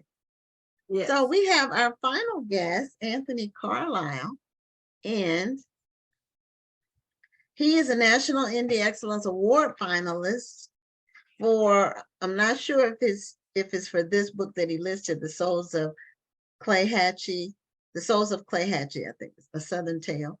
He was a finalist, but he's also, he's a veteran like you are, Rhonda, and he was in the Army Reserve, and we welcome him to Black Authors Matter TV. Thank you. Thank you. Good to be And here. thank you for being good. Now, was the book that you were a finalist for, The Souls of Clay Hatchie? Is Yes, that it what? was. Okay, that was the book that you, the National Indie Excellence Award finalist for. And you've done a lot of different things. You've been an associate professor, you've been a reporter, you teach journalism. And so you've had a very storied career and just a lot of different things that you've done over time. So how did you start off knowing that you wanted to write? I think, well, I think with most writers, you start with reading. And so I did a lot of reading. Okay. I enjoy reading. There was always books in my house. My parents were readers. And so I would just grab a book and just read. And so I think it started with that. And I just try to create my own stories. But, I like to tell folks, I was a big fan of Different Strokes. I'm aging myself. And so I used to write the next episode for Different Strokes. So you imagine what would be on the next show, sort of. Yeah. Sure. That's interesting. I did a lot of writing. I don't think I ever did that. But it's just amazing how people's imaginations as children, you just think about different ways to use your craft and your skills manifest. We've been talking about that all night with all of our different guests, how early on, you know what you like to do as a kid, and it can be encouraged and nourished. Some people are fortunate to have it encouraged and nourished, and some people aren't, but some people still make their way even when it's not. And that's harder, but some people do that. So what is your Souls of Clahatchee? What is that book about? And which category were you the finalist in? Okay. So first of all, I wanted to apologize. I'm using my wife's computer because she has a better computer. So if you see Okay. her name is on there. Okay.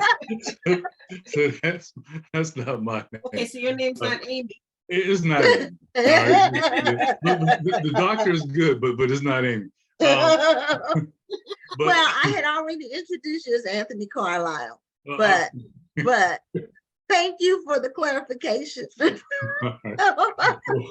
well, to your question, Souls of Clahatchee. But to your question, the Souls of Clahatchee is a story about a young man who's kind of going on a quest somewhat.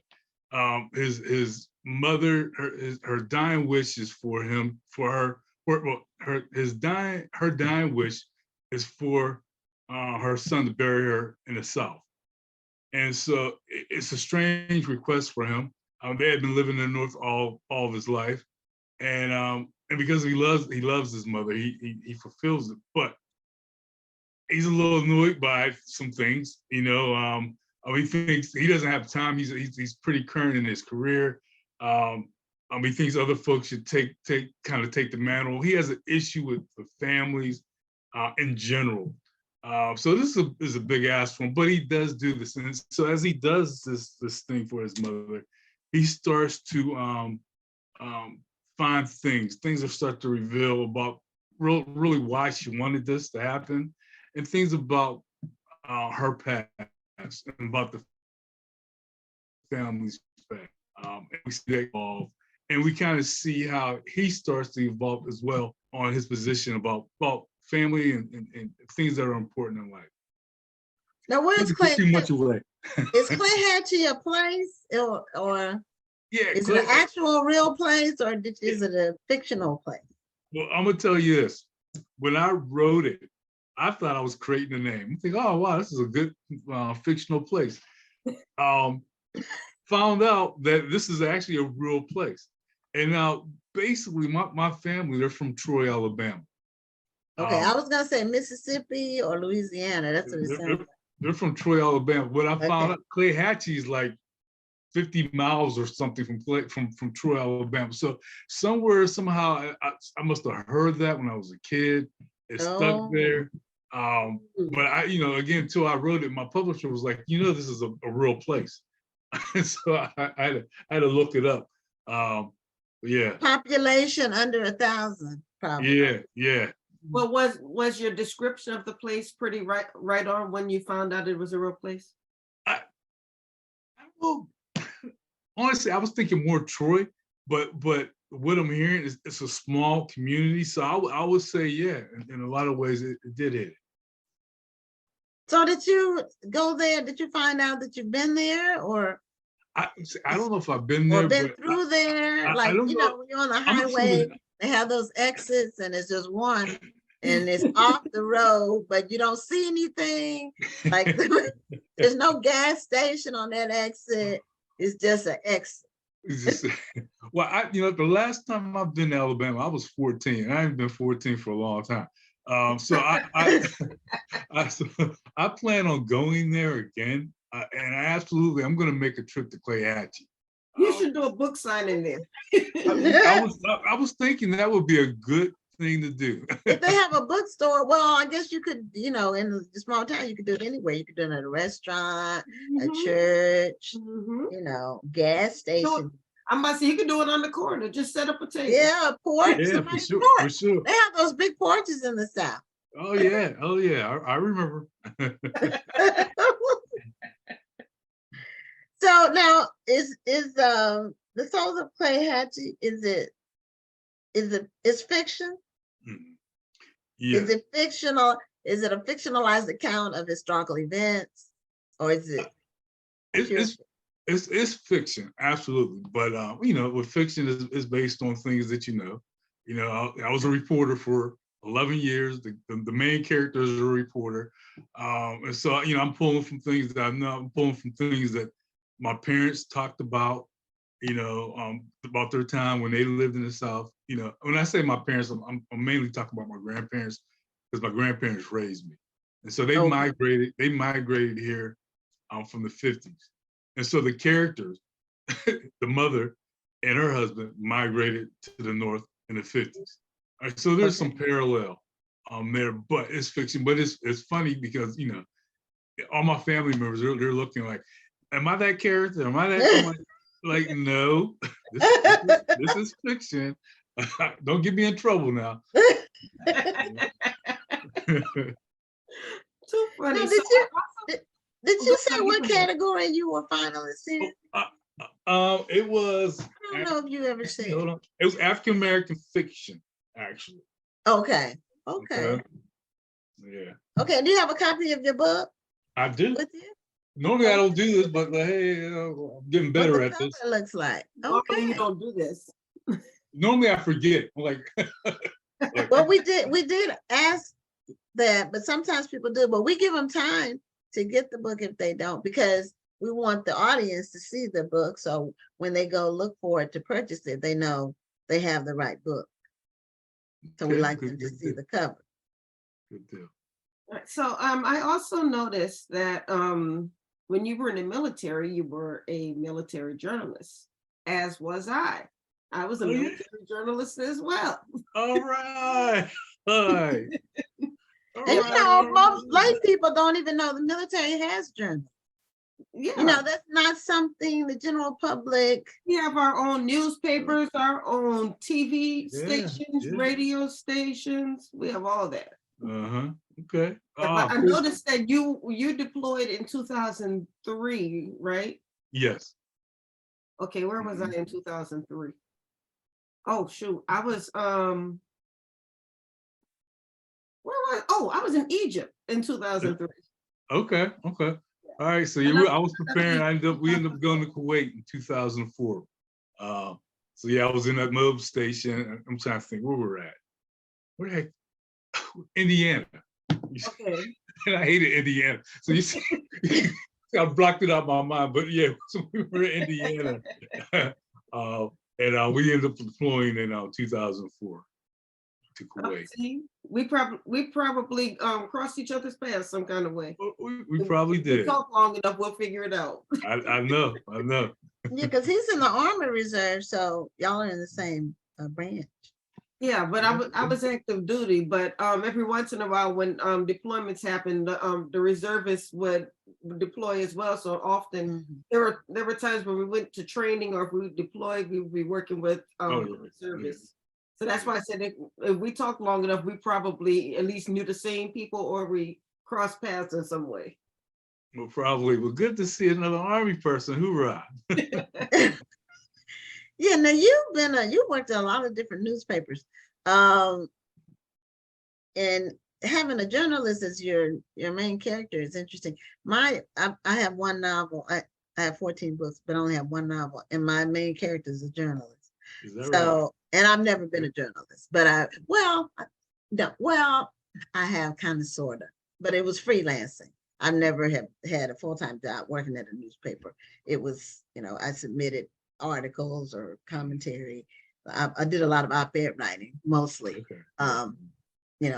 But all these different papers that you worked for were in mostly Pennsylvania. Mhm. So Yeah, I got lucky. I'm from Pittsburgh, and so my first job was the New Pittsburgh Courier. So and immediately, I think probably 3 months after I left school, I was working. So I've been fortunate to have jobs here, and I haven't really had a desire to move or live anywhere else. I mean, I like to experience different places, but yeah, I've been pretty fortunate. now you were you gonna say something wrong? No, that's okay. Go ahead. Okay. Well, I just find translating journalism or reporting into a novel. How was that process for you? Like, do you go out and report? Are you on the ground reporter? Well, Do now, that kind of where you go to the scene of something and report? at one point I was. Okay. I've been a college professor for, I'm actually in my 20th year. Oh, okay. So I haven't been a full-time reporter in 20 years, but I worked Okay. 11 years as a reporter. So yeah, I was always running around here and there, and it was exciting. And I think one of the reasons why I could probably write, because you're always encountering new things and different things, Mhm. different people. A journalism job. I mean, as a journalist, I never knew what my day was going to be like when I Right. went in office. And so that was kind of fun. I covered the police beat, which was really exciting. You would Sure, come that's exciting. and find there's a body somewhere. You got to go, go somewhere and talk to people about something. So I think observation skills. I think that helps as a novelist. Knowing people, I think that helps as a novelist. I think even I was telling folks, knowing how to be consistent in your writing consistent, because I wrote as a journalist, I was writing something basically every day. So you get that skill, and then also just just being disciplined to write, you know, Mhm. and understanding deadlines. And then and one more thing, accuracy, I was surprised because I'm thinking, okay, I submit some stuff, and then the editor is saying, well, did you check this out or that out? Or, well, that's pretty good. I hadn't thought about that. But that accuracy kind of crosses over as well. Like, hey, you got to make sure everything is just like as a journalist, you got to make sure everything checks out.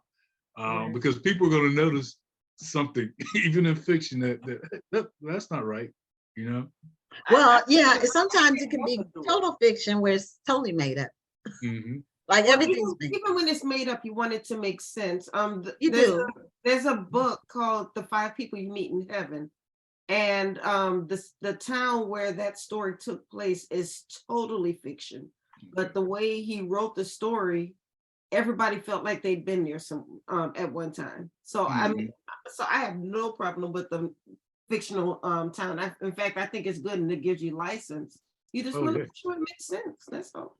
Oh, yeah. That's Well, true. I was putting in like, cause a lot of hip hop, and so I'm putting in music, names of songs in the book, and so then I'm thinking, okay, well, when was this song out? So because it's said at this time, I can't have this in here if that's what So again, it's just things that you didn't think about, and I'm thinking, okay, these are some of the skills that I've learned as a journalist. Well, you have to be active, you have to be consistent. That's good. That's good that the comparison of the skills, that you're able to transfer to novel writing, because it's different for it's interesting hearing people that have been in different professions and then write a book, especially fiction, and they say how whatever they do for a living Yeah, it was is it was is able to be helpful. They're able to translate those part of that into Well, writing.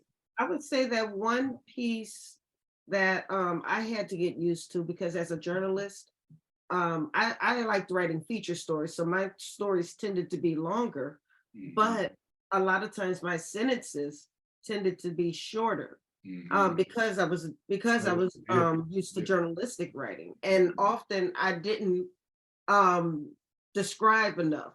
So often I would be told, you need to put more description here. And I'm like, okay, well, I did describe it, but I described it in a journalistic way. Mhm. So I Yeah. had to learn to be a little bit more literary with my description. So I say all of that to ask, did you find any challenges in moving from journalistic writing to more literary writing? Mm. I, I don't know if I necessarily did, but I'm thinking probably. I think I just muddled my way through it and hoped for the best. Just like prayed, and I think this is okay. Um, but I'm thinking some of the things, probably some of the habits, like you were saying, as Mhm. far as like the writing, because get to the point. Put the most important information up top. Working, Mhm. all those things I teach, teach my students. So I know a lot of those things crept in, and I think again, I think reading more, kind of conditioning myself to kind of write a different way. Um, um, I'm sure I've thought about that, and particularly when the edits came. you know, hey, you need to do this, you need to add more of this, and so I had really good editors. So where I fell short, they helped pick that up. Okay, were you self-published or were you with the like a boutique press or one of the major publishers? I actually, not a major, it's a small independent publisher out of Idaho, and Hidden Shelf Publishing House. And so what happened, and I was thinking about self-publishing because I had written the book and I had sent, rejection. And at some point I'm thinking, oh my gosh, you know what, I want to just see this thing get published. Right. I might just go ahead and just publish myself. A friend of mine, a colleague, we went to school together. He had just published something, and he had put it on Facebook. And so I just texted him and say, just congratulations. And then later I said, you know what, I'm gonna ask him about his how did he get published? Who did he get published by? And we just started talking, communicating. And I said, well, I have a book. I've written a book. I've sent, can I send you, I just want to send you, the book and just to get your thoughts because I'm not getting any traction. And he said, well, send me a synopsis. And so I sent them a synopsis that I've been sending out. And he said, no, send me a chapter by chapter synopsis. So I sent him that. He said, this is pretty good. He said, I'm gonna pass this on to my publisher. Nice. And I got, and that's how that works. So sometimes it's who you know, and sometimes it's luck, sometimes it's blessings, whatever. Well, that's good. Now, you said you have won several awards. So, but that's as a reporter more so than as a novelist. So, what are some of the awards? And everybody knows about the Pulitzer, but that's Hey, not yet. Those are hard. Those are harder to get. I'm a strive. I'm an understatement, but that's on the bucket list. I still got some years left. So I've won the Robert L. Vann Award. Robert L. Vann was the owner of a quarry back in the day, the 20s. And so there's the Pittsburgh Black Media Federation gives out journalism awards. So I've won feature writing, and I've also won for investigative reporting. I've won Keystone Award, that's Pennsylvania Writers newspapers, for best business story. Actually, I wrote about jitneys. That was the first award that I won. So I've had a few under my belt. So that was pre-Uber. Yeah, pre-Uber. Absolutely. I remember somebody was telling me about jitneys in it was like the 90s. And I didn't understand what he was talking about. Really? But he was talking about it in terms of a income producing opportunity for a fledgling business owner. Okay. Something that a person could do to make money that didn't require a big investment of anything. Mm-hmm. So that was pre-Uber. That's what Uber ended up being. I know, isn't that something? And I wonder sometimes about, what happens to all the jitney drivers? Are they driving Uber? Or have they been put out of business? What's the deal there? But that might be my next story. It could. I mean, just the whole gig economy is interesting. How that developed in the last 10 years or so. That it wasn't there before. Sure. with transportation mainly, but like moving food, DoorDash and Uber Eats and that whole thing. My daughter and I did some door dashing. Oh, yeah? We did it as a project. I'll say it was a project. It was early during COVID, like when everybody was at home and people ordering food. And my daughter started doing it, and I wasn't entirely comfortable with her being out by herself, going to different places. You don't know who you're going to come up with. So I said, well, let's do it together. We did it for 3 months. I learned a lot. Yeah. I learned a lot about how people who, because we weren't doing it because we needed the money. You know what I mean? Oh, yeah. It was Oh, yeah. extra money. But people do it for a living where they Yeah. need the money. Yeah. And just the whole way that and it's better to go to a higher end neighborhood. This is for those who, if you're going to do DoorDash, and go, because the way it works, the app, wherever you are, when you turn it on, it gives you places to pick up or drop off food in that area. Yeah. Yeah. So it's better to drive to a higher income area, turn the app on. We learn these things. And then those people spend more on food there, and they tip better. Yeah. Yeah. My daughter was driving. She was doing Uber for a minute. And I was a little concerned, but her boyfriend would go with her. So that was Okay, yeah. But for a female buyer, and my daughter at the time, she was 24. I was, and she didn't do it anymore after we did it together. That was it. And we did it for 3 months. But it was interesting just learning about that. That could actually be a novel. Somebody could be a gig, somebody in the gig economy and picking up people and picking up food, or just dealing with different people. That could be a novel. I might do this that. creativity. Yeah, we came with 2 or 3 stories already. Because But it's I wanted to correct something. So okay. So I have 2 gold medals. I have for Next Generation Indie Book Award and a National Indie Excellence Award for African American Fiction. And I have a bronze medal. I'm a bronze medal winner for Best Regional Fiction from the Independent Publishing Book Awards. Oh, okay. Well, good. That's really, really great. Getting recognition as a writer is always gratifying. Mm-hmm. So, it's Ron and I both have our share. I was a finalist in the National Indie Excellence Awards as well.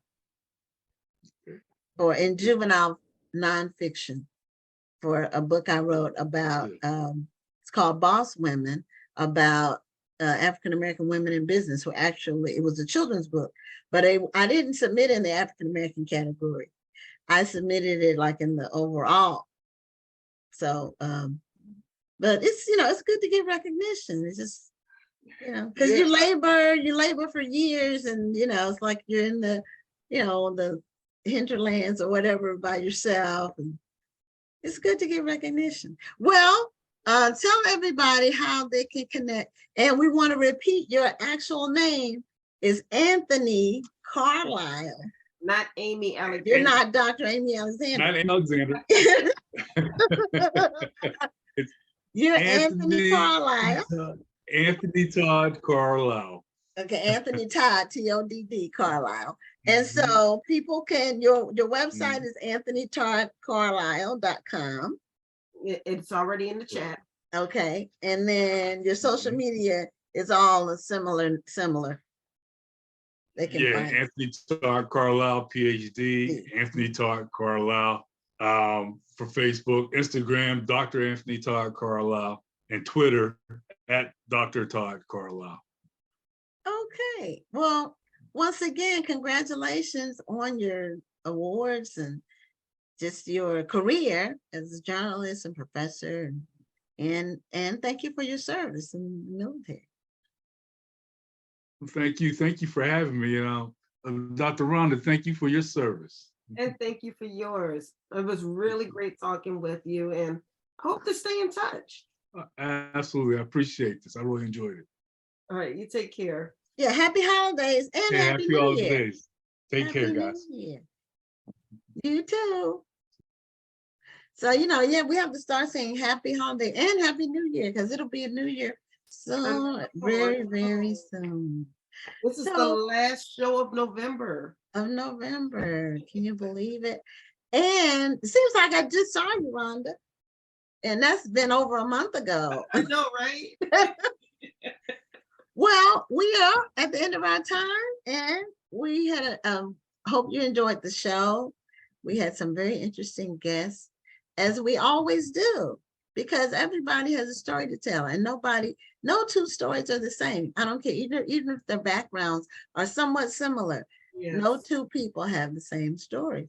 So it's just great listening and learning and just hearing good, new information, finding out things. And hopefully those of you all who are aspiring writers or authors are able to gain some gratification and information from watching the show.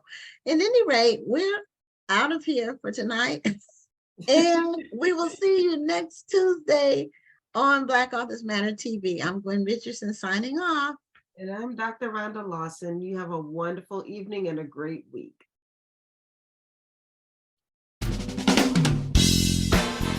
Thank you for tuning in and join us next Tuesday at 7 p.m. Central, 8 p.m. Eastern for another edition of Black Authors Matter TV.